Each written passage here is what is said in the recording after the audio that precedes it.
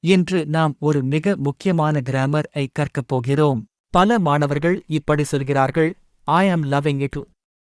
I am knowing the answer. ஆனால் இவை தவறு. முதலில் verb ing ஸ்ட்ரக்சர் பார்க்கலாம்.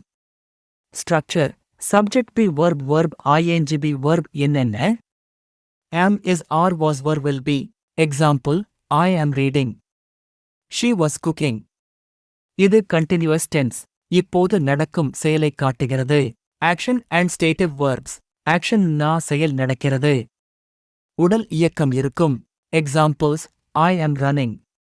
நான் ஓடிக்கொண்டிருக்கிறேன். She is dancing. அவள் ஆடிக்கொண்டிருக்கிறாள். They are playing. அவர்கள் விளையாடிக் கொண்டிருக்கிறார்கள். இங்கே running, dancing, playing இவை எல்லாம் இப்போது நடக்கும் செயல்கள். அதனால் ing சரியாக வருகிறது. ரூல் செயல் இருந்தால் ing ஓகே. ஸ்டேட்டிவ் நா உணர்வு, நினைவு, சொந்தம், நிலை காட்டும் verbs. இவை பிசிக்கல் ஆக்ஷன் இல்லை. Examples, I love chocolate. I know the answer. I want coffee. She likes music. I believe you. இவை ஃபீலிங் அல்லது ஸ்டேட் காட்டுகிறது.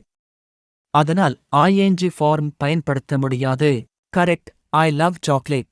I am loving chocolate is wrong. I know the answer. I am knowing the answer is wrong. I want coffee. I am wanting coffee is wrong. She likes music. She is liking music. I believe you. I am believing you is wrong. Very simple trick. உங்கள் உடல் இயக்கம் இருந்தால் ing okay. அது மனதில் மட்டும் இருந்தால் ing வேண்டாம். Choose the correct answer. I love am loving my parents. She is dancing knows the answer.